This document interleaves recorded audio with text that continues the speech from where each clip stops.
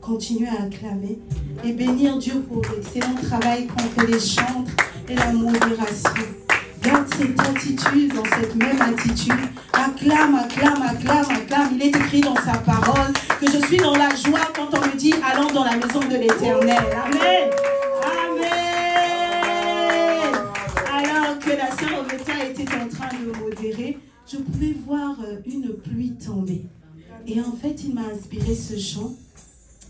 Ouvre les écluses en abondance, fais tomber ta pluie sur nos vies.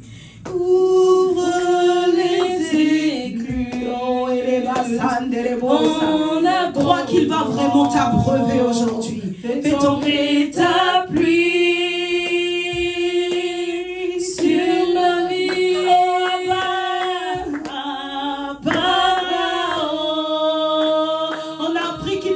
Soupirer, n'est-ce pas?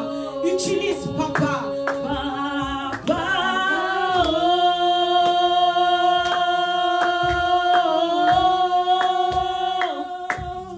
Papa, oh.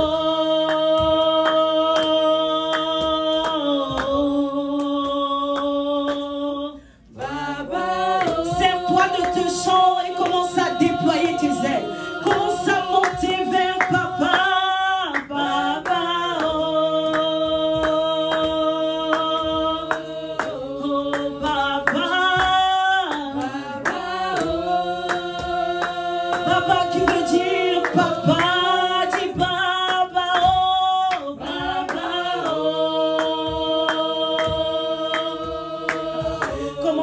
À tous tes organes. On va adorer papa, on va adorer, on est là pour lui. Papa, oh, papa, oh,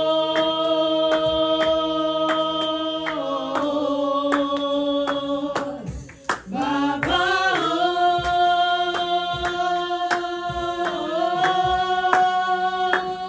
Ouvre les écluses. Chuchote à son oreille. En abondance, fais tomber ta pluie sur ma vie. Ouvre les ailes, let it rain. Oh my God. Fais tomber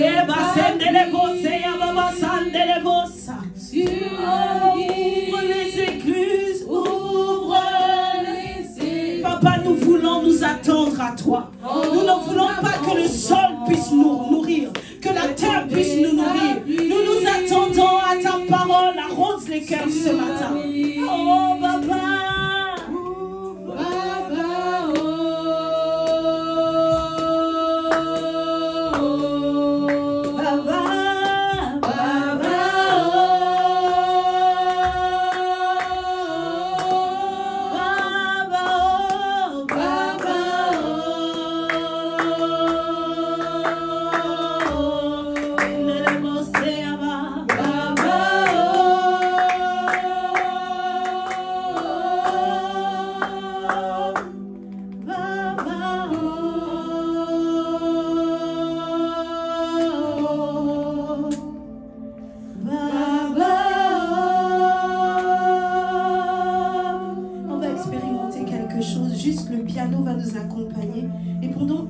Chacun de nous va faire silencieusement monter un soupir vers papa, sans bruit.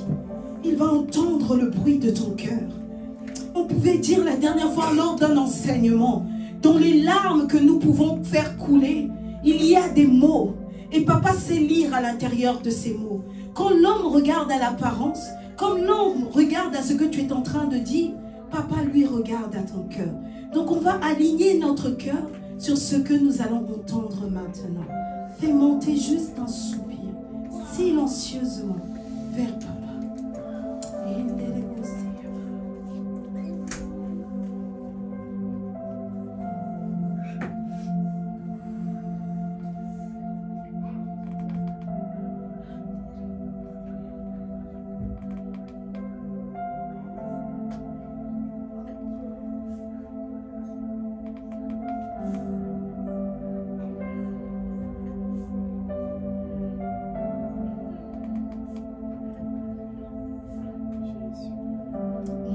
Chanel dit, monte encore, monte, monte, monte, monte, monte, monte. Aide chacun de nous à monter. Aide chacun de nous. Il y a quelque chose qui pesait dans ton cœur. Aujourd'hui, c'est le dernier jour. Après tout ce que nous avons entendu au travers de l'enfantement, aujourd'hui, nous allons voir la tête de cet enfant et entendre les cris qu'il va pousser. Aujourd'hui, c'est le jour où tu pousses pour la dernière fois. Oh!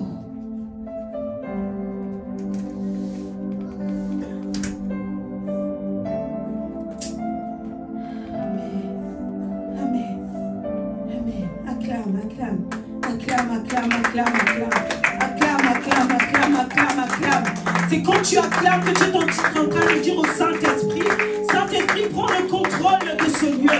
Saint-Esprit commence déjà à opérer. Saint-Esprit commence déjà à inciser. Oh, le bistouri divin est présent. Le bistouri divin est présent. L'anesthésie divine est présente. Les sages femmes divines sont présentes. Elles sont là pour accueillir l'enfant que tu vas enfanter. Oh,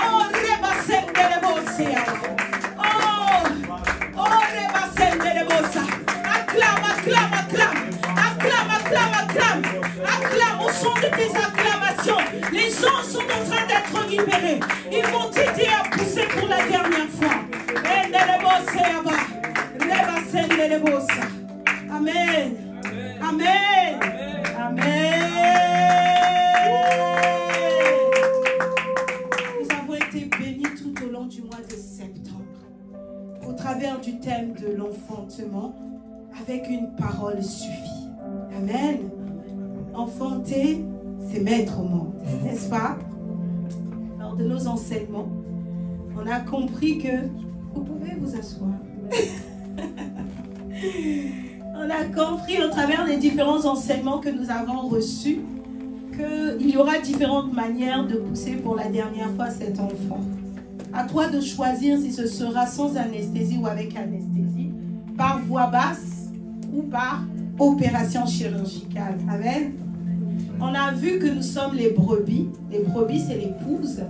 Et que le bélier, notre époux, qui est Jésus-Christ, nous a enceintés d'un maximum de paroles pendant tout le mois de septembre pour que nous puissions accoucher l'agneau. Amen.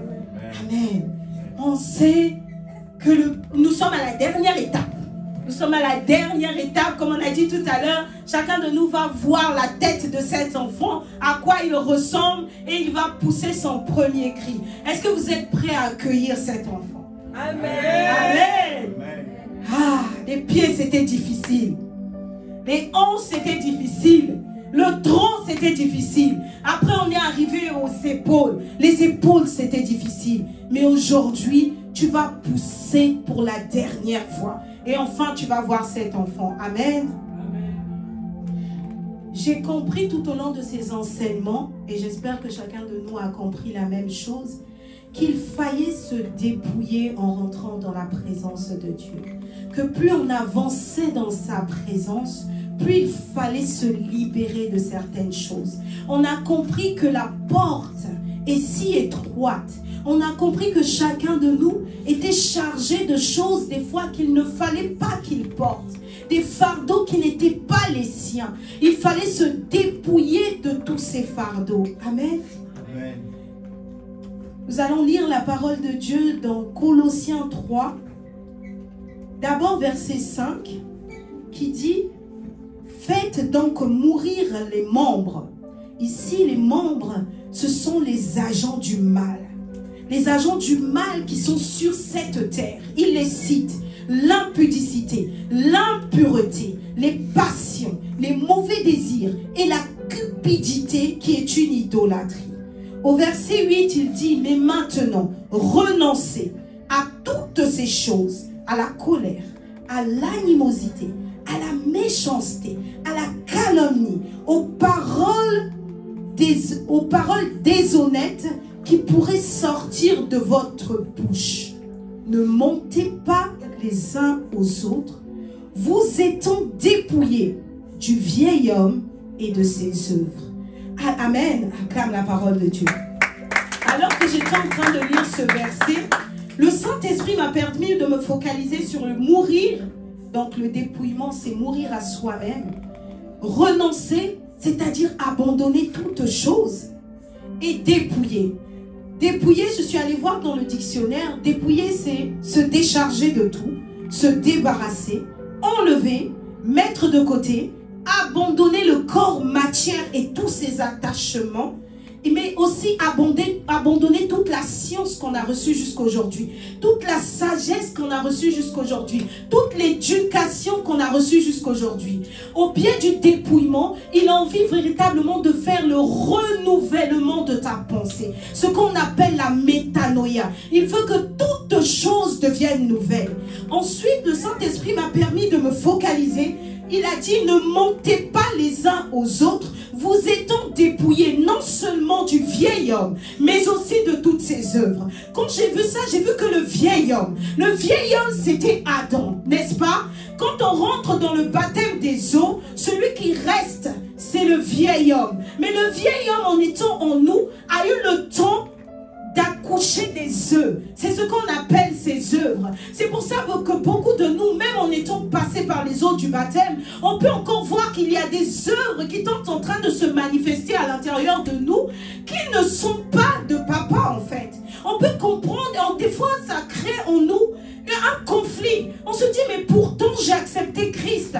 Pourquoi je suis encore dans cet état? Et alors, il était en train de m'expliquer que lorsque le vieil homme part, celui qui vient remplacer, c'est Christ, n'est-ce pas? Il nous permet de gouverner sur cette terre au travers des 7 esprits. Vous connaissez tous ces 7 esprits? C'est dans Ésaïe 11, 2 à 3. Là où il les cite, je vous laisse aller regarder. Il parle de l'esprit de sagesse, de l'esprit de force et de conseil, de l'esprit d'intelligence, de l'esprit de révélation, de l'esprit de crainte de l'Éternel. Amen. Donc quand tu rentres dans les eaux de baptême, quand tu sors des eaux de baptême, le vieil homme Adam reste et Christ vient habiter en toi. Et quand il vient habiter en toi, il gouverne dans ce monde au travers des 7 esprits qui ont été donnés. Amen. Et alors, quand il me parlait de ses œuvres, il me dit que les œuvres, c'est un processus pour se dépouiller de ses œuvres. Il faut le baptême de l'esprit. Non pas seulement les marques du baptême, qui sont le parler en langue, mais il faut constamment. C'est ce qu'on appelle la plénitude de l'esprit. Par le fait que tu te remplis constamment de l'esprit, qu'est-ce qui va se passer? Les œuvres du vieil homme qui étaient à l'intérieur de toi vont être remplacées par ce qu'on appelle les fruits de l'esprit. Vous pouvez les voir dans Galates 5, 22. C'est la douceur, la paix, la charité, autrement dit l'amour, la joie. Tous ces fruits-là vont devenir les œuvres de Christ à l'intérieur de vous. Amen. Amen. Amen. Est-ce que tu peux acclamer? Est-ce que tu peux acclamer? Est-ce que tu peux regarder l'état dans lequel tu es? Comment il t'a délivré d'Adam? Tu vois le parcours qu'il a fait avec toi depuis là et jusqu'à présent. Tu comprends que ce n'est pas encore fini, mais c'est un processus. Il faut soupirer constamment après la sainte présence de Dieu qui vient te remplir tous les jours de ta vie, qui vient te remplir tous les jours de ta vie. Il faut que ce soit une prière pour toi. Tu dis, ce que tu m'as donné hier ne suffit pas. Aujourd'hui, j'ai encore besoin de toi. Viens et remplis-moi de toi. Viens et remplis-moi de toi. On va chanter. On va chanter parce qu'on a besoin que Dieu nous remplisse. Comme on est venu pousser, c'est-à-dire que quand il donne une révélation, on va l'expérimenter, on va se dépouiller, on va demander à ce qu'il nous remplisse encore de lui. Remplis-moi, remplis-moi, Saint-Esprit. Allez. Remplis-moi, Saint-Esprit, Saint-Esprit de Dieu. Remplis-moi, remplis-moi,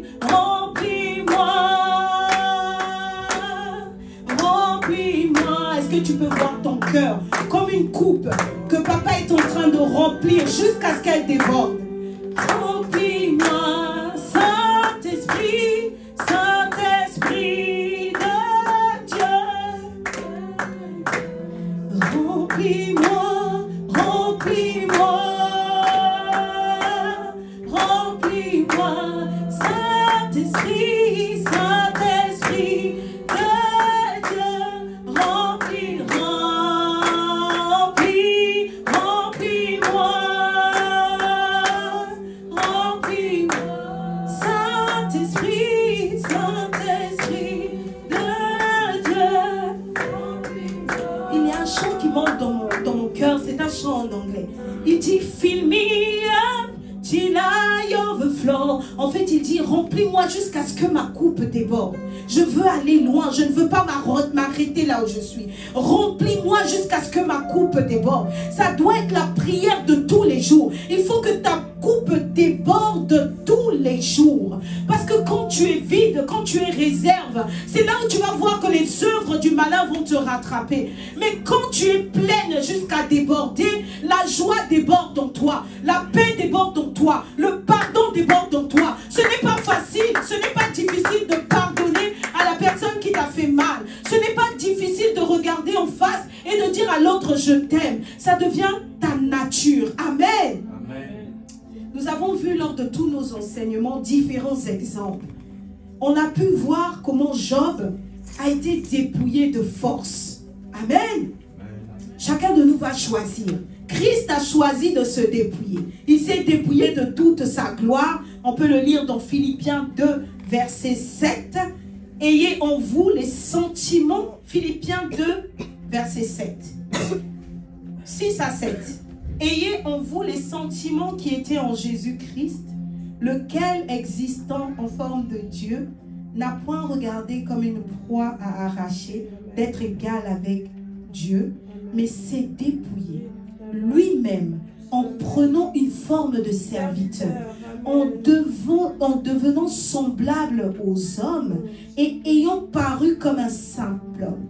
Il s'est humilié lui-même en se rendant obéissant jusqu'à la mort, même jusqu'à la mort de la croix. Amen. L'Esprit est en train de me dire, est-ce que tu vois qu'il est en train de dire qu'il s'est d'abord rendu obéissant jusqu'à la mort. C'est-à-dire que Christ était mort à lui-même. Jésus était mort à lui-même, à tous ses sentiments, à toutes ses convictions, avant même d'arriver à la croix. Son travail, c'était de manifester la volonté de Papa et aucunement la sienne. Amen. Donc, on vient de voir, comme on a dit précédemment, qu'il y a certains qui vont être opérés de force et d'autres qui vont accoucher par voie basse de manière naturelle. Il faut faire un choix. Job a été dépouillé de force et Christ a fait le choix de se dépouiller. Amen.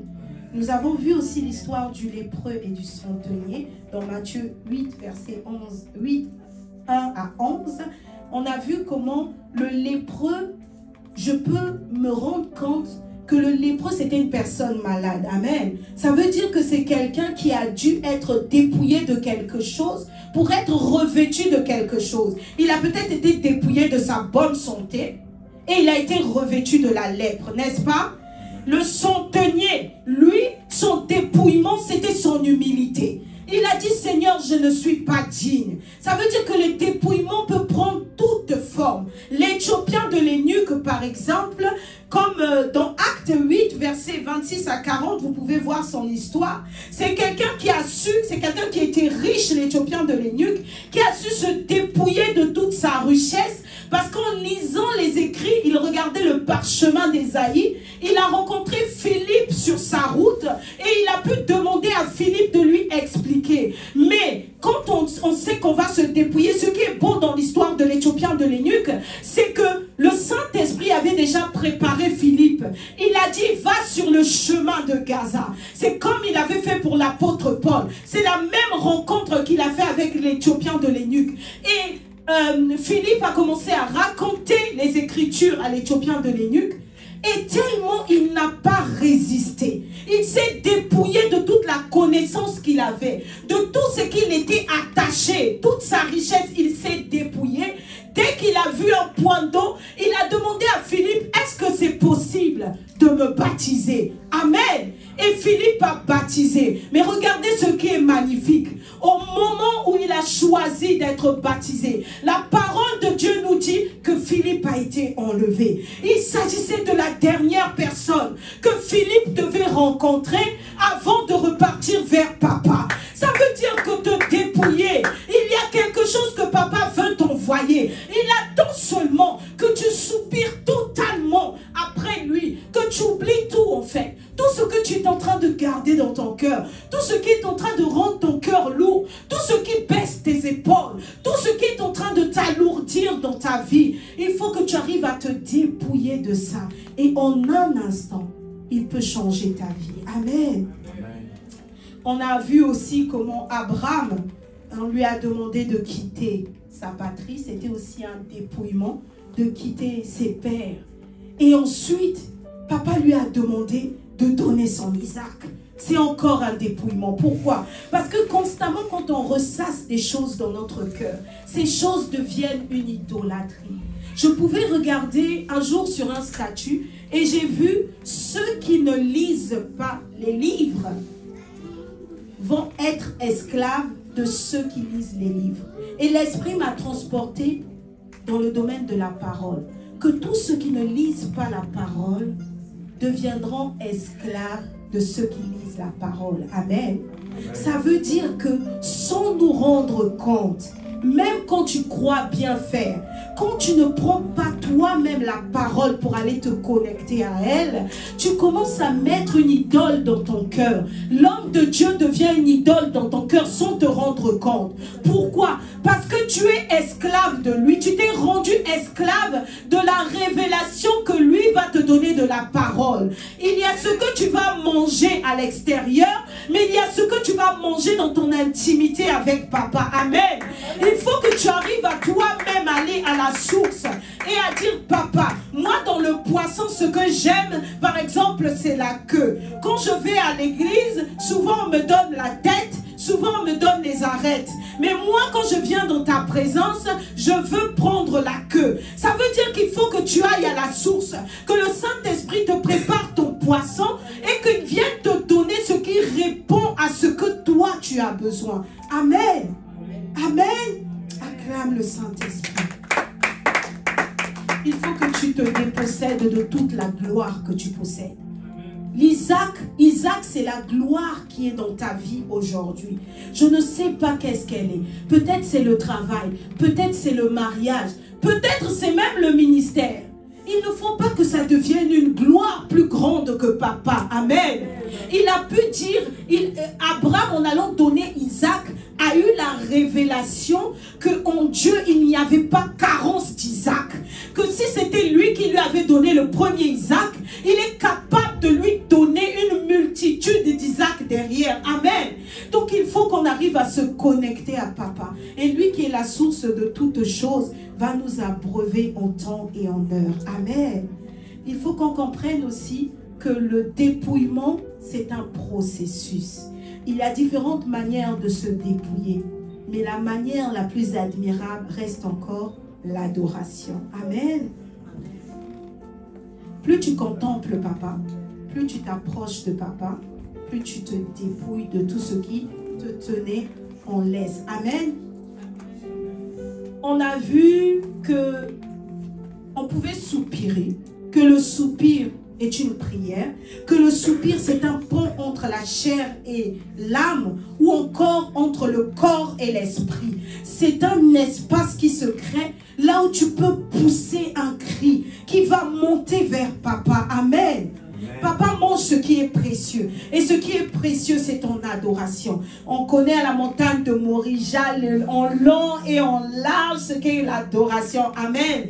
Mais hier, pendant que j'étais en train de méditer, l'Esprit me disait en résumé que l'adoration, c'est juste l'odeur de ma vie. L'adoration, c'est le parfum qui émane constamment de moi. Quand je suis en train de m'adresser à mon enfant, quand je m'adresse à mon père, quand je m'adresse à ma mère, quand je m'adresse à mon responsable au travail, quand je m'adresse à mon collègue de travail, quand je suis dans la chambre, comme pendant la veille de prière, on a pu voir, quand je suis sur Discord, quel est le parfum qui émane de moi? Qu'est-ce que je fais monter? On a compris que l'adoration, papa aime l'adoration. Mais l'Esprit était en train de me dire que quand on n'adore pas papa, il y a un autre maître qui vient récupérer. N'est-ce pas? Amen. On a vu lors d'un enseignement qu'il y a ce qu'on appelle, au début on a vu que nous sommes les brebis et que Christ est le bélier, mais lors d'un enseignement, on a pu voir qu'il existait aussi le bouc. Dis aïe. Aïe. Ah, aïe. Le bouc. Aïe. Le bouc, c'est la société. C'est tous ceux qui vont venir te sortir de tes gants. C'est ceux qui vont t'emmener à l'abattoir. C'est ceux qui vont te donner ce qui va te distraire. Le bouc, ce sont les réseaux sociaux. Le bouc, pire encore, c'est la lettre. Amen. Amen. Parce qu'on dit que la lettre tue, mais l'esprit vivifie. Amen. Amen. Le bouc, comme on a vu dans Philippiens lors de la veillée, ce sont les mauvais ouvriers. Ce sont les faux circoncis. Ce sont les chiens. Amen. Il faut faire attention au bouc, n'est-ce pas? On a pu voir lors de cet enseignement que quand le bouc s'approche de toi, il est capable, pas de rester sur toi, mais seulement de laisser une odeur. À ce moment-là, quand tu es en train de te connecter à papa, quelle odeur monte vers papa? C'est pour ça que quand on rentre dans sa présence, c'est important de se dépouiller. C'est important de dire, je ne sais pas ce qui s'est accroché à moi, mais je m'approche vers toi. Ceux qui rentraient dans les parvis, ceux qui rentraient dans le lieu très saint, avaient des urnes dans lesquelles ils devaient se purifier, dans lesquelles ils devaient laver leurs pieds. C'était un rituel de sanctification. Parce qu'ils comprenaient qu'avant de rentrer dans la présence de papa, il fallait se dépouiller. Il y a beaucoup de choses qu'on voit et d'autres qu'on ne voit pas. Et le bouc, il a le malin plaisir de te déposer des choses sans que tu t'en rendes compte. Avant que tu te rendes compte, tu vas déjà voir le fruit à l'intérieur de toi. Voilà pourquoi il dit dans sa parole que tu dois veiller constamment. Tu dois tout le temps perpétuellement soupirer après ce que l'Esprit vienne sur toi, qu'il te remplisse de lui, qu'il n'ait pas d'espace pour le bouc. Amen. Amen. Amen. Pendant que tu es en train d'adorer, c'est une clé qu'on nous a donnée lors d'un enseignement. C'est que quand tu donnes ce qui t'est cher, parce que papa aime ce qui est précieux.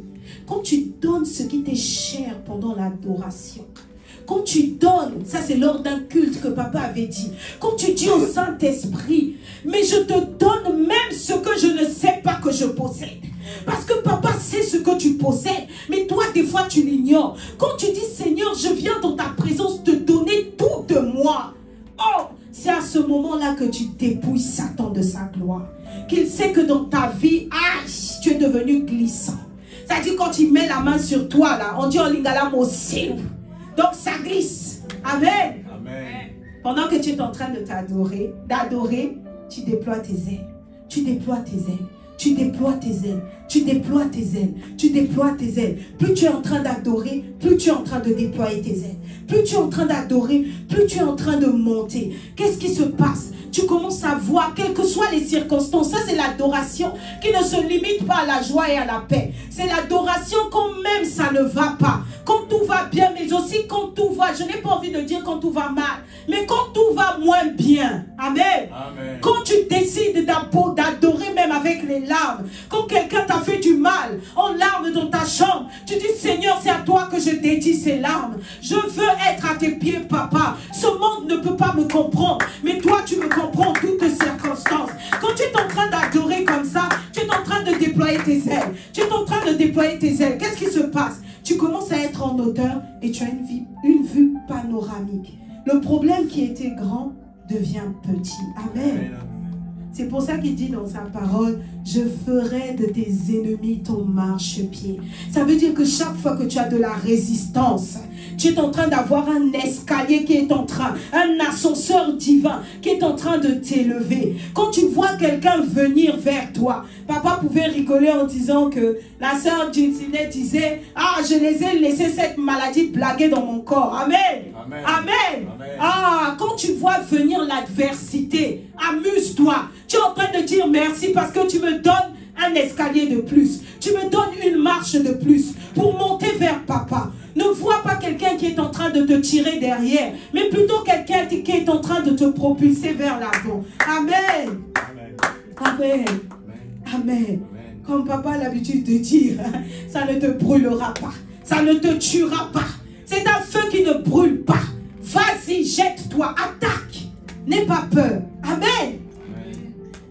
Ce qui est déplorable dans le dépouillement, c'est que la nature a horreur du vide. C'est-à-dire que quand on se dépouille, il faut soupirer après ce qu'on appelle le revêtement. On peut lire dans sa parole, si tu ne sers pas papa, il n'y a que 2 maîtres dans ce monde. Si tu ne sers pas papa, tu sers Satan. Amen. C'est-à-dire que quand tu te dépouilles de tout ce que tu avais, si tu ne renvoies pas ton cœur, si tu ne donnes pas toute ta vie à papa, il y a quelqu'un qui va venir se servir. Dans la parole de Dieu, dans Matthieu 12, verset 44, il est écrit, « Lorsque l'esprit impur est sorti d'un homme, il va dans les lieux arides, cherchant du repos, et il n'en trouve point. Alors l'esprit qui est sorti, celui que tu as chassé tout à l'heure, celui là où tu as décidé de te dépouiller, là, celui que tu as chassé, il te dit, je vais retourner dans ma maison. Il dit que c'est sa maison. Il dit, je vais retourner dans ma maison d'où je suis sorti. Et il dit, et quand il arrive, il trouve la maison vide, balayée et ornée. Le Saint-Esprit m'a dit, le vide, c'est un danger. Tu ne peux pas être vide. Tu dois forcément être rempli de quelque chose. Comme on pouvait dire, papa a horreur de la cheddar. Si tu es tiède, il te vomira. Soit tu es d'un côté, soit tu es chez papa. Comme on disait, vaut mieux être dans la loge de Christ. Amen. Amen. S'il trouve la maison vide, qu'est-ce qu'il fait? Il prend 7 autres esprits plus méchants que lui. Ils entrent dans la maison, ils s'y établissent et la dernière condition de cet homme est encore pire que la première. Amen. Amen. Ça veut dire que quand tu te dépouilles de la colère, tu te dépouilles de l'impudicité, tu te dépouilles de toute forme de choses qui te remplissaient, qui n'auraient pas le nom de papa, il faut que tu soupires après ce qu'on appelle le revêtement. Dis avec moi le revêtement.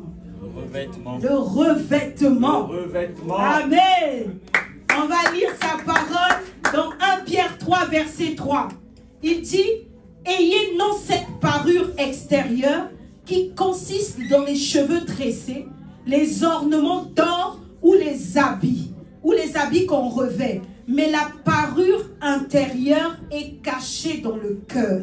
La pureté incorruptible d'un esprit doux et paisible qui est d'un grand prix devant Dieu. Amen. Amen. Il dit encore dans 1 Corinthiens 15, verset 53, « Car il faut que ce corps corruptible revête l'incorruptibilité et que ce corps mortel revête l'immortalité. » Alors, il dit plus bas, lorsque cela sera fait, lorsque notre corps mortel deviendra immortel, deviendra insensible à tout ce que le monde veut lui donner. Quand notre corps, qui est corruptible, là où les gens peuvent venir te corrompre par la colère, là où les gens peuvent venir te corrompre de toutes sortes de manières, là où ton corps, là, qui est à l'intérieur de toi, ton revêtement intérieur, commence à se revêtir de quelque chose qui est immuable, de quelque chose qu'on ne peut pas bouger, ce qu'on appelle le revêtement intérieur.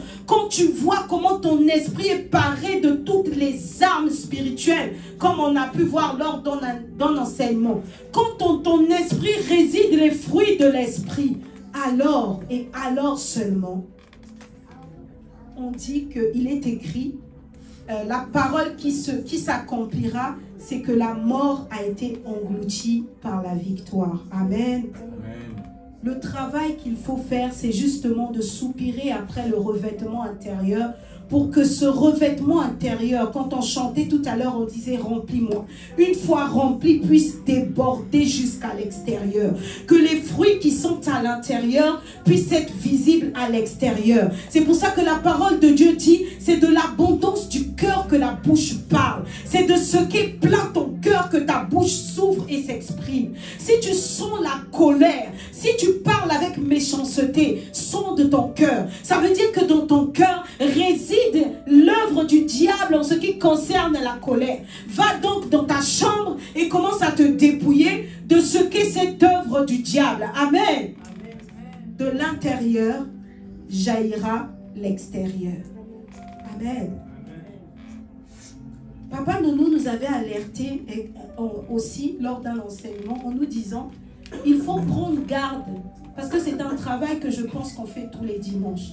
Il faut prendre garde également au fait que quand on monte vers Papa, qu'on est dépouillé et revêtu de quelque chose de nouveau, il faut prendre garde à ce que qu'on ne puisse pas récupérer ce qu'on avait laissé, qu'on ne puisse pas retomber dans les travers d'hier. Il faut demander à Dieu de nous préserver, que le combat ne soit pas le même, qu'on ne tourne pas en rond comme les enfants d'Israël pendant 40 ans, qui sont en train de chercher leur identité. Toi qui connais ton identité, une fois que tu es revêtu, je prie que tu puisses aller de gloire en gloire. Je prie que l'état d'hier ne soit pas ton état de demain. Je prie véritablement que les fruits, que tout ce que tu as acquis par la force de l'esprit, que tout ça reste et demeure en toi. Que rien du monde ne puisse venir récupérer. Oh, tu vas te lever, tu vas te lever. Tu vas te lever pour les 5 minutes qui nous restent. Tu vas te lever. Tu vas te lever, tu vas commencer à visualiser cet enfant. Tu vas voir comment tout au long du mois de septembre, tu t'es dépouillé. Tu vas voir comment tu as poussé. Tu vas voir comment tu as été rempli, comment tu as poussé et comment tu es à la fin. La parole de Dieu dit que la fin d'une chose vaut mieux que son commencement. Ça veut dire que si c'est papa qui se lève le dernier, n'est-ce pas? Il est là au dernier moment. Ça veut dire que là, il est présent et qu'il a besoin de la concentration de chacun de nous. Que chacun puisse maintenant visualiser cet enfant qu'il est en train de pousser. Je ne sais pas dans quel domaine tu vas enfanter, mais comme tu as été enceinte et que cette parole est arrivée à son terme, que tu as commencé à pousser, papa va t'aider à l'expulser. Au travers de tout ce que nous avons vu, nous ne voulons pas que lors de l'expulsion, l'enfant puisse être contaminé. Parce que lors de l'accouchement, il y a des virus qui peuvent se transmettre de la mère à l'enfant. Donc tu vas commencer à regarder à ton cœur et tu vas te dépouiller de tout ce qui n'est pas de papa.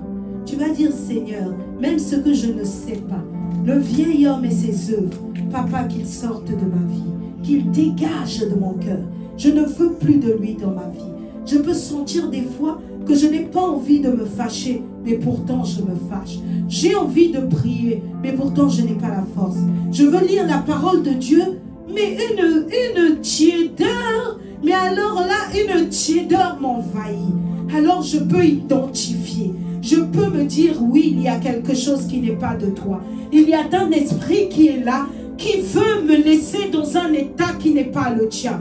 Mais en même temps que je suis en train de soupirer pour mon dépouillement, je suis en train de dire, Seigneur, remplis-moi de toi. Je ne veux pas être rempli d'autre chose. Parce que j'ai compris au travers de ta parole que quand la maison est vide, balayée et ornée, si je ne la remplis pas de toi, il y a des esprits qui vont venir et qui vont rendre ma condition encore pire que la précédente. Aide-moi à pousser, Seigneur. Aide-moi à pousser. Aide-moi à enfanter. Aide-moi à enfanter. Aide-moi à enfanter. Aide-moi à enfanter. Que les œuvres du bouc qui jusqu'à présent résistaient dans ma vie soient anéanties au nom de Jésus. Que tout ce qui, Seigneur, était en train de me parfumer par une odeur qui n'est pas la tienne soit détruit dans le nom de Jésus. Que tout ce qui n'était pas de toi, oh Seigneur, comme au début tu as dit, que ta pluie, que ta pluie, que ta pluie, que ta pluie tombe, qu'elle puisse me laver de toute souillure, de corps, de cœur et d'esprit. Seigneur, je soupire après cette eau, Seigneur, que tu as gardée en réserve dans les cieux, cette eau qui est censée abreuver tes enfants. Ouvre encore les écluses des cieux et fais pleuvoir en abondance sur chacun de tes enfants ici présents. Aide chacun de tes enfants à pousser cet enfant, aussi difficile soit-il. La fin, Seigneur, et on n'est pas loin. On va entendre les cris de cet enfant. Alors on ne désespère pas. On est dans l'attente. On est dans l'expectative. Et on sent que cet enfant est en train de descendre. Voici la tête est en train de se libérer. Voici la tête est en train de se libérer. Oh.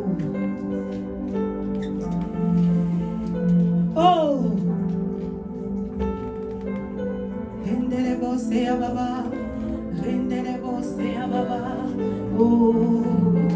Oh.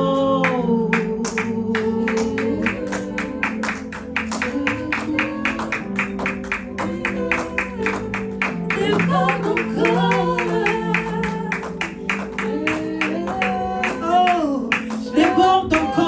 Déborde encore, Shama, Shama, Shama, Shama, Shama, Shama, Shama, Shama, Shama, Shama, Shama, Shama, dans la vie de ton serviteur, dans la vie de Jack Williams, dans la vie de maman Alkedi, dans la vie de maman Mibet, dans la vie de Nolan, dans la vie de Mathieu, dans la vie de Devon, dans la vie de tous tes enfants, dans la vie de Chaneti, dans la vie de Kyria, dans la vie de Reta.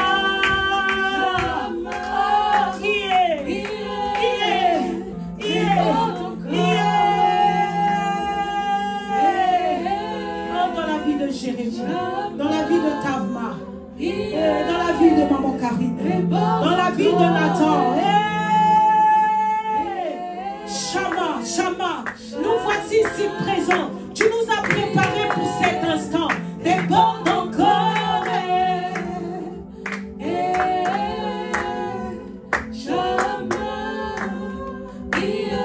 Il va faire déborder ta coupe aujourd'hui.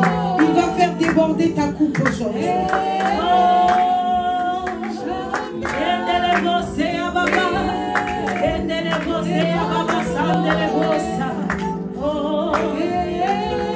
Demeure dans cette attitude. Continue. Déborde encore.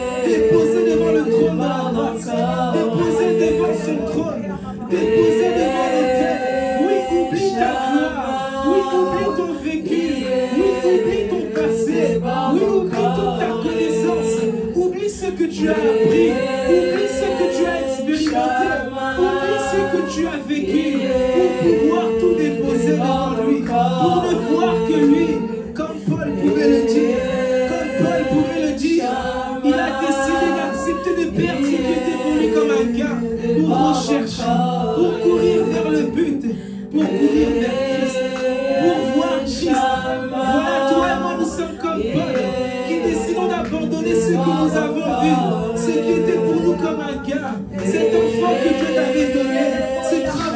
t'avait donné, cette révélation qu'il t'avait donnée, ce don que tu as reçu, que tu puisses décider de l'abandonner pour voir le Christ, pour voir Christ, pour voir Christ en toi, pour voir Christ en moi, pour voir Christ en la montagne de Morija, pour voir Christ en nous.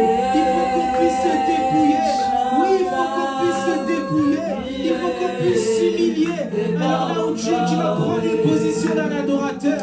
Tu vas t'agenouiller là où tu es. Tu vas te mettre à genoux de là où tu es. Tu vas te mettre à genoux là où tu es. Là où tu es, tu vas te mettre à genoux. Parce que toi et moi, nous ne sommes pas dignes. Toi et moi, nous ne sommes pas dignes. Toi et moi, nous ne sommes pas dignes. Toi et moi, nous ne sommes pas dignes. Oh mon Dieu, toi et moi, nous ne sommes pas dignes. Nous ne sommes pas dignes de sa gloire. Nous ne sommes pas dignes de sa couronne. Nous ne sommes pas dignes de qui il est. Oh mon Dieu, toi et moi, nous ne sommes pas dignes. Toi et moi, nous ne sommes pas dignes. La parole de Dieu n'est pas venue te condamner. Mais la parole de Dieu est venue te dire une chose. La parole de Dieu est venue te dire une chose. La parole de Dieu est venue te dire une chose. Là où tu es. 2 Corinthiens, 2 Chroniques 7, chapitre 14, chapitre 7, verset 14. Si mon peuple, celui qui porte mon nom, s'humilie, prie et me cherche, et s'il renonce à ses mauvaises voies, je l'écouterai du haut du ciel. Je lui pardonnerai son péché et je guérirai son pays. Je relis encore la parole de Dieu. Si mon peuple, tu peux mettre ton nom, tu peux mettre mon nom, celui qui porte mon nom s'humilie. Si toi et moi on s'humilie devant Dieu, si on prie et me cherche, dit-il, et s'il renonce à ses mauvaises voies, c'est-à-dire si on prend une décision, si on prend le soupir de réellement changer de voie, je l'écouterai du haut du ciel. Je lui pardonnerai son péché et je guérirai son pays. Toi et moi, nous ne sommes pas dignes, mon frère, ma soeur. Toi et moi, nous ne sommes pas dignes devant le trône de la grâce. Alors là où tu es, tu vas simplement t'humilier. Je ne sais pas qu'est-ce que tu peux dire, mais je crois par l'aide du Saint-Esprit que tu vas soupirer comme il faut pour que sa faveur, pour que la restauration, pour qu'il puisse nous pardonner, pour qu'on puisse trouver grâce à ses yeux. Alors là où tu es, tu ne vas pas te sentir condamné parce que tu viens devant ton Père qui te demande juste de s'humilier. Alors toi et moi, on va s'humilier. Toi et moi, on va faire cet exercice, on va s'humilier. Tu vas oublier qui tu es dehors. Tu vas oublier qui tu es dans ta famille. Si tu es l'aîné de ta famille, si dans ton travail, tu es le plus diplômé, si tu es le plus intellectuel, si tu es celui qui parle le mieux français, tu vas oublier toutes ces couronnes, toute cette gloire pour venir t'humilier devant celui qui est le seul, le digne et le véritable Dieu. Je ne sais pas là où tu as failli dans la semaine. Je ne sais pas là où tu as failli dans ce mois. Je ne sais pas là où tu as failli. Je ne sais pas qu'est-ce que tu as pu laisser traîner dans ton cœur, dans ton esprit, dans ton corps. Je ne sais pas. Mais là où tu es, tu vas simplement t'humilier. Tu ne viens pas t'humilier devant moi. Tu ne viens pas fermer les yeux et prier, te mettre à genoux pour moi ou pour me faire plaisir. Mais tu le fais pour papa. Tu le fais pour que sa faveur encore déborde dans ta vie. Tu le fais pour qu'il puisse encore te remplir, pour qu'il puisse te pardonner, pour qu'il puisse lui-même ôter le mal qui est en toi. Parce que sans lui, nous ne pouvons rien faire. Alors là où tu es, tu vas rentrer au-dedans de toi et tu vas commencer tout simplement à prier. Père de grâce, Père de grâce, Père de grâce, toi le seul et l'unique juste Seigneur, toi le véritable vrai Dieu. Seigneur, nous ne sommes pas des dieux devant toi. Seigneur, j'oublie, Seigneur, ma position. J'oublie, Seigneur, mon statut. J'oublie, Seigneur, le ministère. J'oublie, Seigneur, ma couronne, comme les 24 vieillards. Et je viens déposer ma couronne, Seigneur, comme un petit enfant. Oui, Jésus, c'est toi qui pouvais dire que tu rends grâce au Père. Parce que ces choses, Seigneur, qui étaient cachées pour les intelligents et les sages, tu les as révélées à des petits enfants. Et Seigneur, c'est un cœur de petit enfant que nous venons prendre, Seigneur. Oui, Père, nous avons failli, Seigneur. Oui, Père, nous nous sommes trompés, Seigneur. Oui, nous avons pu, Seigneur, ou cru, Seigneur, que nous connaissons. Mais tu nous dis que nous connaissons qu'en partie, Seigneur. Je croyais te connaître, oh Dieu, parce que je pouvais parler en langue. Je croyais te connaître, oh Dieu, parce que je te servais. Mais voilà, tu dis à Samuel, Seigneur, que plusieurs fois tu l'appelles. Mais voilà, Samuel ne pouvait pas entendre ta voix. Lui qui était au temple, lui qui était auprès d'Élie. Moi aussi, je me suis retrouvé comme Samuel à te servir mais sans te connaître. Je me suis retrouvé comme Samuel à te servir dans le temple mais sans te connaître. Oui, je me suis retrouvé comme Samuel qui pouvait être auprès d'Élie mais qui ne reconnaissait pas la voix de l'Éternel. Père de grâce, oui, Seigneur, pardonne-nous, Seigneur. Oui, pardonne-nous, Seigneur. Pardonne ton peuple, Seigneur. Pardonne ton peuple, Seigneur.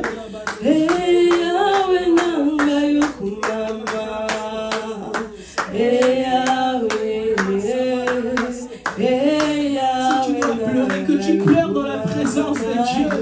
Oui, si tu dois t'humilier, que tu t'humilies dans la présence de Dieu. Si tu dois seulement soupirer dans ton cœur, que tu puisses soupirer. C'est le moment de soupirer. C'est le moment de t'humilier. C'est le moment de te décharger.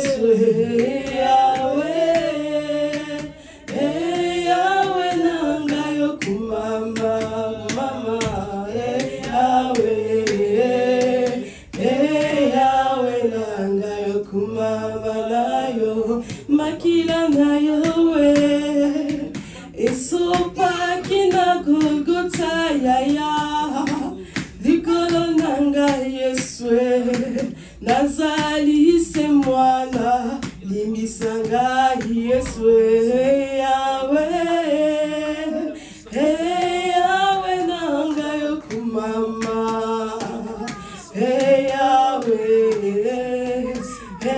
yawe nanga yokumama nayo lakila nayo esopa kina Golgotha yaya likolo nanga Yesu nazali se mwana limisanga Yesu yawe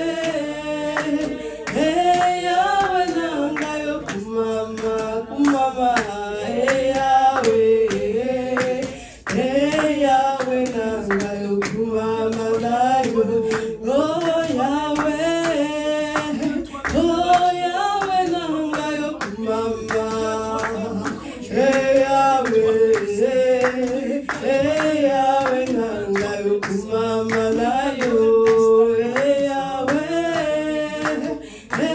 yawe nanga yokumama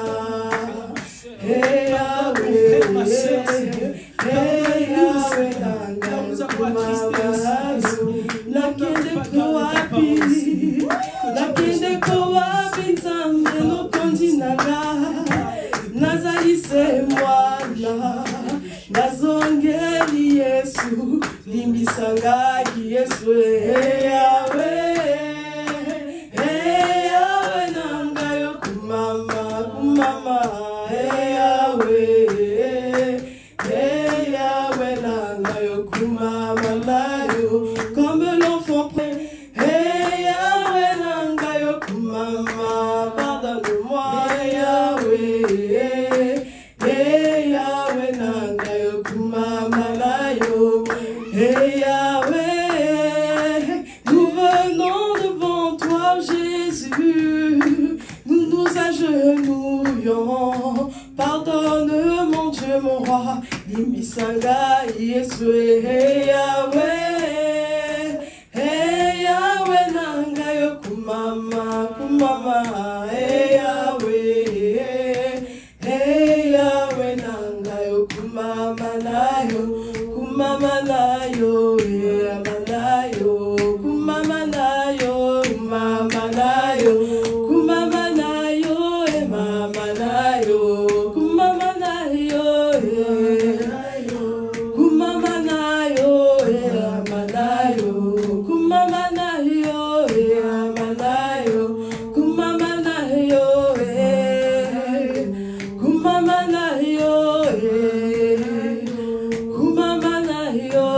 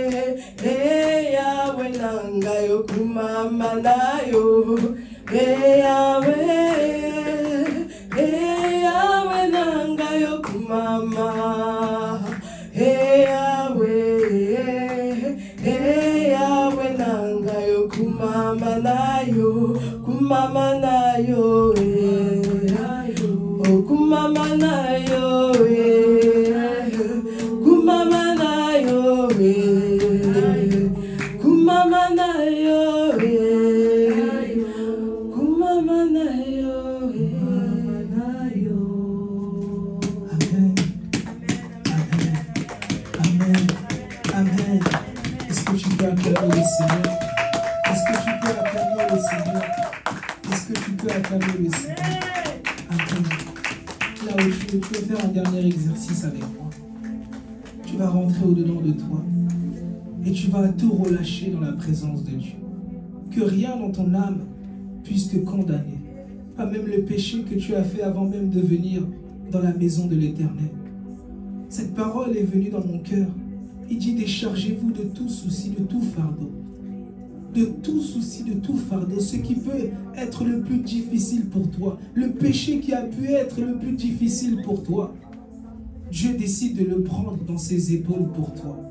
Il décide de le prendre pour toi. C'est même pour ça même qu'il est allé à la croix. J'aime l'apôtre Paul parce que Paul a dit une chose un jour à une des églises dans la parole de Dieu. Il leur a dit que l'évangile de Christ, c'est Christ qui est mort et qui s'est relevé, qui s'est réveillé de la mort. C'est pour cet évangile que toi et moi on a décidé de le suivre. Ce n'était pas à cause d'abord pour les dons, c'était pas à cause d'abord pour le ministère, c'était parce que c'était celui qui nous a pris de la boue et qui nous a ramenés vers la victoire. Alors je veux que toi et moi on puisse se souvenir d'abord de cet évangile avant de parler de la gloire, avant de parler du ciel, avant de parler des dons, avant de parler du rêve ou même de la vision qu'il t'a donnée. Que tu puisses te souvenir, mon frère, ma soeur, que Christ est mort et il est parti à la droite du Père par la suite en se révélant de la mort pour toi et moi qui avons péché. Et encore une fois, j'aimerais te fortifier encore pour que tu prennes au sérieux cette repentance. La parole de Dieu nous montre une histoire entre un homme et Dieu, entre le premier homme et Dieu. Et voilà que cet homme décide de pécher, de sortir. Mais voilà que Dieu envoie des prophètes, envoie plusieurs prophètes pour que son peuple puisse se reconnecter à lui. Voilà que le peuple n'ont pas reçu, n'ont pas accueilli, n'ont pas vu ces différents prophètes. Et il décide lui-même de venir pour se donner. Et voilà pourquoi la parole de Dieu dit que Jésus-Christ nous a réconciliés avec Dieu. Voilà pourquoi la parole de Dieu dit qu'il est l'intermédiaire entre les hommes et Dieu lui-même. Et que personne n'a vu Dieu, si ce n'est que le Fils. Mais regarde cette bonne parole qui vient te montrer qu'en recevant le Fils, tu as le pouvoir de désormais voir le Père. Alors là où tu es, tu ne vas pas sortir sans avoir tout déposé dans la présence de Dieu. Je ne sais pas qu'est-ce qui peut te tracasser. Je ne sais pas qu'est-ce qui peut être lourd pour toi à porter. Mais aujourd'hui, décide de tout déposer pour réécrire une nouvelle histoire. On n'aura pas un autre mois de l'enfantement. On n'aura pas encore un autre 9e mois. Le prochain 9e mois, c'est en 2026. Regarde la durée. Regarde le timing. Regarde les longs mois qui vont passer avant d'arriver au 9e mois. Et à chaque jour suffit sa peine, mon frère, ma soeur. À chaque jour suffit sa peine. Alors profite de ce jour pour te repentir, pour oublier comme Paul. Laisse-moi te donner cette image de Paul. Paul qui pouvait se voir comme à Tarse. Paul qui pouvait se dire: j'ai persécuté l'église. Mais il a accepté de se dépouiller. Né hébreu, né d'une famille hébreu, zélé jusqu'à être comme un pharisien. Circoncis le 8e jour. Oui, peut-être toi et moi on a pu être circoncis dans une église. Peut-être que toi et moi on avait été baptisés je ne sais quoi. Mais devant Dieu, ce n'est que vanité tout ça. Parce que si l'Éternel ne bâtit pas notre cœur, si l'Éternel ne bâtit pas notre maison, si lui-même il ne la construit pas, celui qui construit, il construit en vain. Et laisse-moi encore te fortifier avec cette parole avant que tu puisses prier. Que Dieu est le potier. Lorsque ça ne marche pas, il peut tout casser pour décider de reconstruire encore à nouveau. C'est cette parole qu'il avait donnée à Jérémie, qu'il est celui qui va planter, qui construit, mais il est capable aussi de déraciner et de détruire. Donc il peut te détruire pour pouvoir te reconstruire. Il peut me détruire pour chercher à me reconstruire. Et c'est ce qu'il veut dans ta vie et dans la mienne. Il veut détruire ton intelligence. Il veut détruire tes faiblesses. Laisse-lui la place de détruire ce qui était pour toi comme un gain, pour qu'il puisse se revêtir totalement de toi. Alors demande pardon à Dieu pour toutes ces fois où tu n'as pas laissé la place. Demande pardon à Dieu pour toutes ces fois où tu as laissé ta logique prendre le dessus sur l'Esprit de Dieu. Demande pardon à Dieu pour toutes ces fois où tu as laissé ta chair te corrompre et ne pas laisser l'Esprit te conduire. Là où tu es, tu vas simplement prier. Père de grâce, nous revenons encore à toi. Parce que Seigneur, nous ne pouvons rien faire sans toi. Pardonne-nous, Seigneur, de nos faiblesses, au Père, de ce qui peut ronger notre cœur, de ce qui peut ronger notre âme, Seigneur, afin de te laisser toute la place. Pardonne-moi, Seigneur, pour toutes ces fois, ô Père, où j'ai fait les choses par ma propre intelligence, par ma propre force, Seigneur, par ma propre capacité, Seigneur. Pardonne-moi, Père, pour mes péchés, Seigneur, les péchés de mon esprit, les péchés de mon âme, Seigneur, les péchés de mon corps, Seigneur, les péchés de mes pensées, Seigneur, les péchés de mon cœur, Seigneur, les péchés de mes mains, Seigneur, les péchés de mes membres, Seigneur, les péchés de mes pieds, Seigneur. Pardonne-moi car j'ai pu suivre une autre voie que la tienne. Pardonne-moi parce que je croyais connaître, Seigneur, mais je ne connaissais pas, Seigneur. Pardonne ton peuple, Seigneur. Pardonne-moi, pardonne-moi.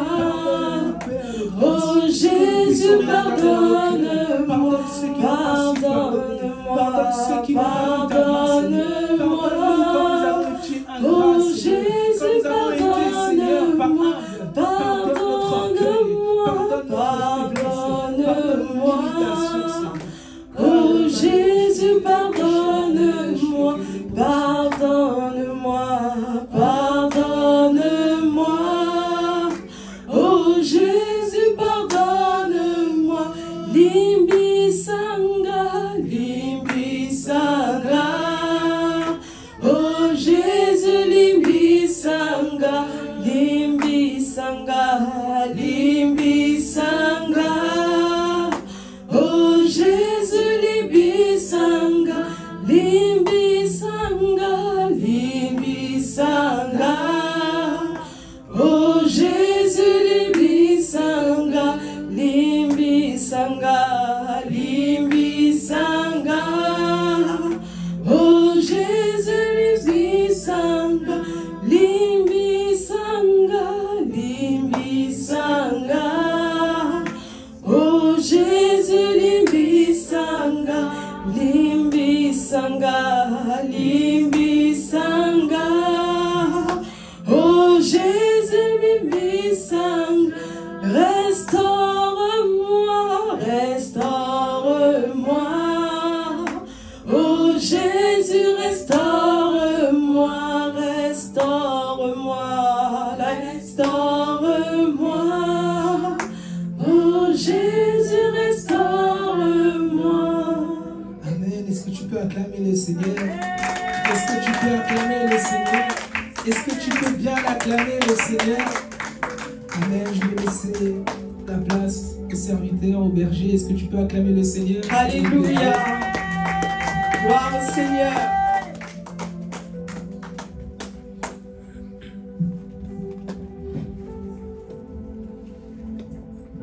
Vous pouvez vous asseoir. Sauf notre pianiste Angélique.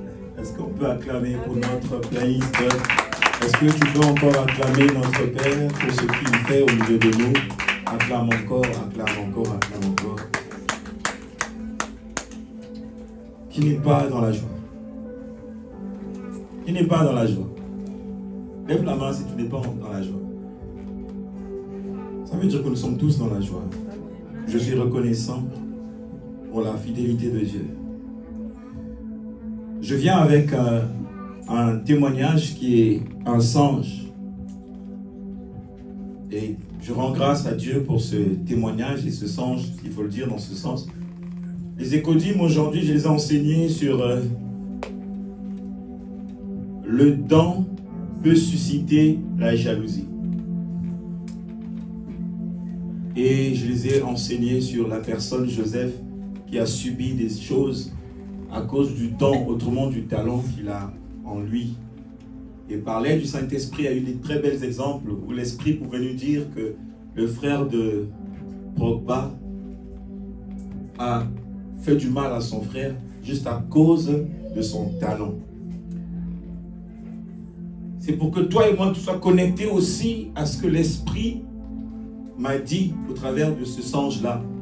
Comme Joseph, il avait juste dit, j'ai fait un songe, j'ai vu les étoiles, j'ai vu la lune se prosterner. Ce n'est pas lui qui a fait ce songe, mais c'est Dieu qui lui avait donné cette révélation pour que sa mère et ses frères ne soient pas surpris le jour qui sera devant eux, il puisse le servir et servir le Dieu qui servait. Pendant que je dormais, l'Esprit m'emmène une première fois que je dors à l'heure. Hier, j'ai dormi très tôt par la grâce du Saint-Esprit parce qu'il voulait me parler. Alors, il me montre ma famille maternelle. Si tu montes, l'église, c'est la femme, le père, c'est l'homme. D'accord? Alors, l'Esprit m'emmène dans ma famille maternelle et toute ma famille est en deuil. Imaginez quand on est en deuil, à quoi ressemble la personne ou la famille. Et moi, quand j'arrive, je suis surpris. Je dis, mais qu'est-ce qui se passe ici? Qui est mort? On ne me disait pas qui était mort. Je ne sais pas si vous comprenez. On me parle d'une veillée. C'est-à-dire qu'il y a mort d'homme. Et quand je me renseigne qui est mort, personne ne me répond. C'est comme si on me disait, à toi de comprendre qui est mort. Je vous dis la tristesse. Les gens, je cherchais le visage. Il n'y avait pas de visage. C'est prophétique. D'accord? Alors, qu'est-ce qui se passe? Je dis, mais comme vous ne me répondez pas, moi je continue mon chemin. Quand je tourne le dos, je me retrouve en face d'un grand bus. Et il y avait du monde à l'intérieur. On n'attendait plus que moi pour entrer dans ce bus. J'arrive devant le bus. Je demande au contrôleur du bus, est-ce que je peux rentrer? Il me dit avec plaisir, tu n'as pas besoin de bâtir. Est-ce que vous êtes connectés? Il me dit, tu n'as pas besoin de bâtir. J'ai compris, ceux qui étaient montés avant moi, il fallait qu'ils puissent bâtir. Mais moi, on me disait, puisqu'ils sont tous montés, toi tu peux monter, mais tu n'as pas besoin de bâtir. Oh, je fais quoi? Je rentre dans le bus. Avant de m'installer, je demande au chauffeur, parce que j'ai d'abord demandé au contrôleur. Il m'a dit de monter, mais sans bâtir. Et je demande au chauffeur, c'est où la destination? Il me dit, installe-toi, je t'emmène. Est-ce que vous comprenez? C'est prophétique. Donc je fais quoi? En gros, on ne voulait pas me dire des choses sans pourtant que je les vive ou que je les voie. Parce que l'être humain parfois aime voir ou comprendre. Mais quand le Saint-Esprit te conduit, si vous lisez bien la Bible, Paul va te dire avant, il pouvait comprendre. Mais il dit, quand tu as pris l'âge, c'est une autre personne qui va prendre ta main, qui va te conduire. Tu ne pourras plus, oh voilà, voilà. Donc je peux comprendre que le vieil homme de Papa Vivien est mort à la veille. Le vieil homme de la montagne de Morija est mort. Et donc le chauffeur me dit, ne cherche pas à savoir où tu vas, installe-toi. Mais quand j'ai pris la place, elle était au centre. Là, il y avait, vous savez, dans le bus, il y a 2 rangées, d'accord? Là, il y a des gens, là, il y a des gens. Et je m'assieds. Quand je regarde, tout le monde était concentré. Vous savez sur quoi? Un bus avec l'écran. Les écrans, là où on te met la destination. Personne ne m'a géré. C'est-à-dire, les gens étaient concentrés vers la destination. C'était comme un GPS. Et moi, je ne pouvais pas leur dire, mais qu'est-ce qui se passe? Du coup, moi, je suis resté patient. Le bus m'emmène où? À l'aéroport. Et quand j'arrive à l'aéroport, je suis le seul qui descend. Je dis aux contrôleurs, ils ne vont pas descendre. Ils ont dit non. Eux, ils ont une autre destination. Toi, c'est à l'aéroport qu'on te dépose. D'accord? Quand je franchis la porte de l'aéroport, je me retrouve dans l'avion. Est-ce que vous comprenez? Parce qu'il n'avait plus de contrôle à faire documentaire.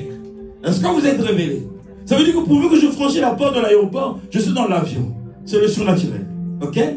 Alors quand je suis dans l'avion, je vois qui est à mes côtés, mon aîné, Biakala, mon grand frère. On a 6 ans d'écart. Je dis, mais oh! Mais grand frère, tu vas où? Il me dit, je vais à Pointe-Noire. La Pointe-Noire, c'est la capitale économique. Brazzaville, c'est la capitale politique. Ça veut dire que le Seigneur a utilisé Papa Vivien dans sa politique. Là, il commence à l'emmener dans la capitale économique. Est-ce que vous comprenez? N'oubliez pas ça. J'espère que vous filmez, c'est bon. Alors, qu'est-ce qui se passe? Mon grand frère me dit, petit, tu vas où? Il me dit à Pointe-Noire. Il me demande, toi, tu vas où? Je dis à Pointe-Noire. Même destination. Ouf. Je tourne mon visage comme ça, je vois mon petit frère. Celui qui vient après moi. Je lui demande, tu vas où? Il dit, je vais là où vous partez. Oh! Donc je me dis, mais qu'est-ce qui se passe?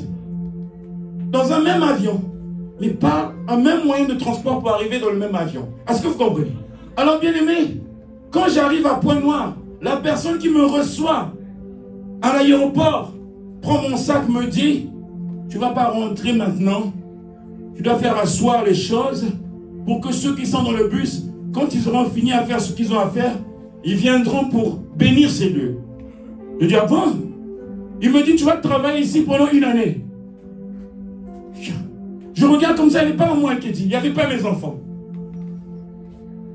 Alors, je commence à m'inquiéter au fond de moi. Et voilà mon grand frère qui commence à me dire, je suis ton aîné, non? Oui. Qui est mon grand frère? Personne qui est révélé. Qui est mon grand frère?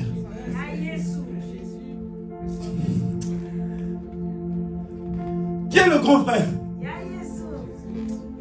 Le Christ. N'est-ce pas? Dans la chair, on voit l'aîné. Mais est-ce qu'on a pris le même moyen? Est-ce que vous comprenez? Mais il était déjà avant moi. L'Esprit Saint est déjà avant les serviteurs de Dieu. On partit dans une même destin. Il me dit, viens, qui suis-je? Je dis, mon grand frère. Il me dit, Vivien, tu sais quoi? Moi, je vais faire un autre travail. Je vais prendre une femme ici. On va s'accoupler pour enfanter quelque chose. Et toi, tu vas travailler pour ceux qui sont là et puissent venir. Et quand je regarde mon petit frère, tu fais quoi? Il me dit, je suis là justement pour noter, pour te rappeler certaines choses. Qui est le petit? Non, non, non. J'ai bien dit, mon grand frère, c'est Christ, c'est le Saint-Esprit. Si le petit frère on dit encore le Saint-Esprit, là, c'est abominable. Parce que l'église, la montagne de Moriah, connaît l'enseignement. Quel est l'esprit le plus proche de l'homme, à part Christ? Je vous ai enseigné. Non, l'ange. Est-ce qu'on peut acclamer pour eux? L'ange n'est pas mon grand frère. L'ange gardien de Papa Vivien n'est pas son grand frère. C'est son petit frère. La Bible nous dit que c'est nos compagnons. Et voilà le rôle du compagnon qu'il est en train de dire, je vais noter les informations. Ça veut dire qu'il y a des situations, ça peut arriver que tu ne fais pas, moi je vais faire. Parce que mon rôle, c'est justement de t'accompagner dans l'œuvre. D'accord? L'Esprit m'a montré. Il a fait ce qui n'a pas été bon, Jacob. Quand il est sorti, il a rencontré l'ange. Ils se sont battus. Ça veut dire parole contre parole. Et à la fin, Jacob demande à l'ange de le bénir avant qu'il parte. Et l'ange l'a béni. L'ange lui avait donné une parole. Quelle était la parole que l'ange avait donnée à Jacob? Qui s'en souvient? Changer son nom. Est-ce que tu es révélé? Cet ange-là, quand tu vas noter, il va changer un nom. Est-ce que je me fais comprendre? Et voilà que je me suis retrouvé dans ce pays-là. J'ai dit, mais comment ça va se passer? Le grand frère m'avait déjà dit ce qu'il fallait faire. Lui, il va faire. Et quand je regarde le petit frère qui me dit, je suis là, t'inquiète pas, on est trois, on va taffer ensemble. Est-ce qu'on peut acclamer pour le Saint-Esprit? Mais avant d'avoir cette vision-là, mon cœur saignait hier soir, pleurait avant de dormir. Je suis en jeûne depuis ce matin. Mon épouse hier soir, m'a dit, tu ne vas pas manger? J'ai dit non. Sans expliquer pourquoi je ne vais pas manger. Et je ne savais pas pourquoi je n'allais pas manger. Mon âme soupirait. Et mon esprit adorait le soupir de vendredi, l'adoration, enfanter l'orientation. Est-ce que l'esprit parle à quelqu'un? Ceux qui étaient arrivés de prière, en tout cas, prenez au sérieux ce thème-là. Prenez au sérieux. Le Saint-Esprit a déjà fait des grandes choses tout à l'heure, d'accord? Ouais. J'ai vu dans Acte 19, à partir du verset 3 jusqu'au verset 6, c'est Paul qui était en train de demander à ces chrétiens-là, quel baptême avez-vous reçu? Et tout à l'heure, on a entendu dans la bouche de son serviteur, le Jack Williams, comment cette parole, Acte 3, 6, est sortie de lui. D'accord? Quand tu as les oreilles pour écouter ce que dit l'Esprit, tu obéis à l'Esprit, n'est-ce pas? Alors si je viens encore là-dessus, je pêche. Parce qu'il y a des gens, parfois, tu as programmé quelque chose qu'on t'a mis dans le cœur et c'est l'autre qui le fait. Tu vas dire, moi aussi, je vais sortir la bonne note. Tu pêches. Si tu reconnais Dieu dans la bouche de l'autre, ne fais plus ce que tu as à faire. Sinon, tu deviens un mauvais serviteur. Je vous enseigne l'obéissance. Reconnaître la voix de papa et obéir à sa voix. C'est ce que je suis en train de faire. Je ne peux plus dire plus sur Acte 19, 3, 6, parce que c'est sorti de la bouche de son serviteur. Si vous lisez bien ce verset, on va vous dire que quand ils ont dit que c'était le baptême de Jean qu'ils ont reçu, la Bible dit qu'il leur a posé les mains. Ils ont commencé à parler en langue et prophétiser. Ça veut dire que le premier culte de dimanche du mois d'octobre, ceux qui ne parlent pas en langue doivent parler en langue, enfants ou grands, ou ceux qui ont le don de prophétie qui ne prophétisent pas. Il faut qu'au moins une personne soit remplie, disposée, pour que Dieu nous parle. Est-ce que je peux comprendre? Qui complète ce qu'il doit compléter. Alors, si vous lisez dans 1 Corinthiens chapitre 12, à partir du premier verset jusqu'au verset 18, je ne vais pas aussi dire plus dessus, si ce n'est que vous dire d'aller méditer. 1 Corinthiens chapitre 12, à partir du premier verset jusqu'au verset 18, c'est de là où le Saint-Esprit est en train de nous dire en réalité, qui sommes-nous dans le Seigneur? Pourquoi nous devons être ensemble?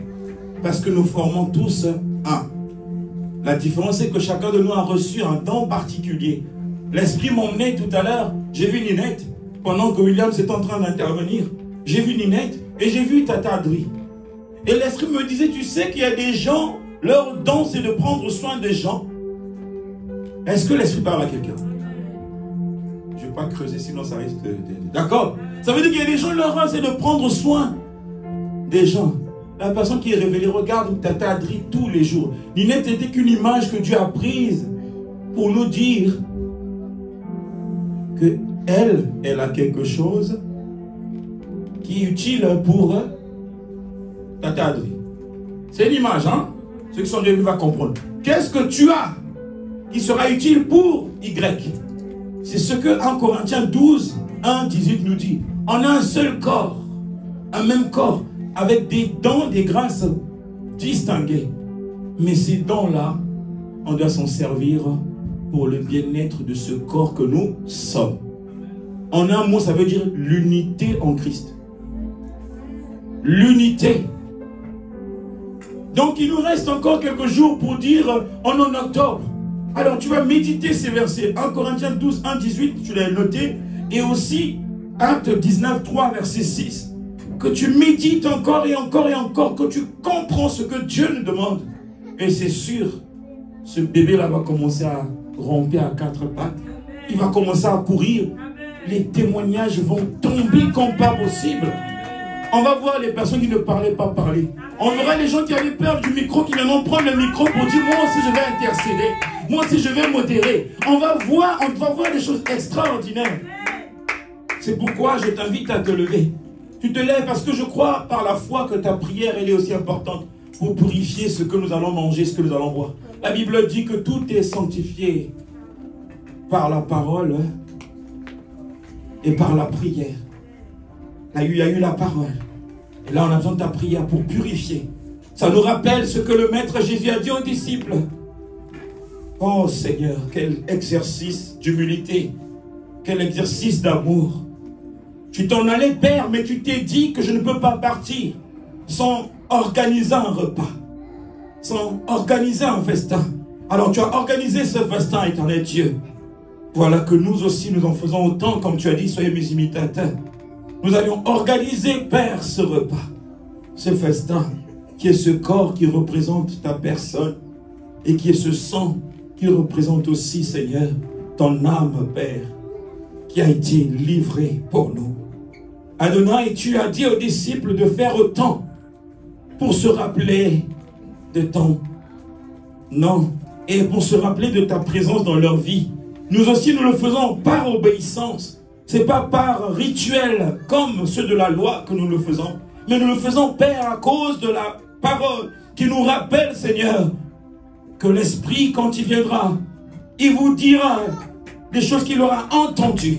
Ce que nous avons entendu, Seigneur, que ce corps avait été livré pour nous.